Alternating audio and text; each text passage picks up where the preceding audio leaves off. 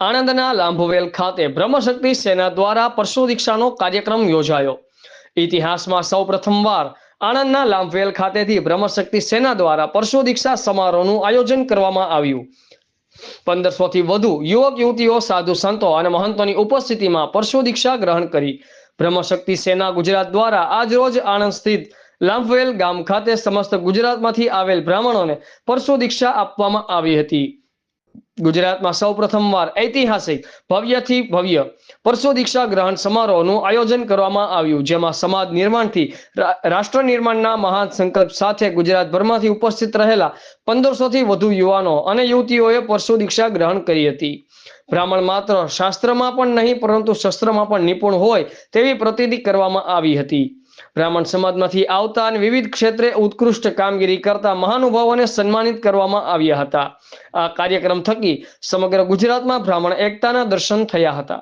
આ કાર્યક્રમમાં સમગ્ર ગુજરાતમાંથી બ્રાહ્મણો, ઋષિકુમારો, ડભોઈના ધારાસભ્ય શૈલેષભાઈ મહેતા તથા સાધુ સંતો, મહંતો અને ગુરુઓ ઉપસ્થિત રહ્યા હતા। રિપોર્ટર અમિતભાઈ પારેખ, આઝાદ મીડિયા લાઈવ, આણંદ। ગ્રહણ કરશે।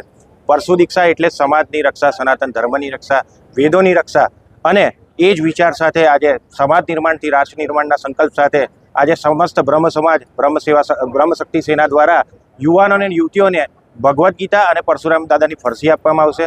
અમારો વિચાર સંકલ્પ છે કે દરેક ઘરના મંદિરે પરશુરામ દાદાની ફરસીનું પણ સાથે સાથે પૂજન થાય, એ સંકલ્પ સાથે આજે યુવાનો અને જનજાગૃતિ માટે અને આવનારા દિવસોમાં સમગ્ર રાજ્યના અલગ અલગ જિલ્લાઓની અંદર પરશુ દીક્ષાનું આયોજન કરવામાં આવશે, જેથી કરીને સમાજ નિર્માણથી રાષ્ટ્ર નિર્માણની વાત તો કરીએ છીએ પણ શાસ્ત્રની સાથે શસ્ત્રની પણ દીક્ષા।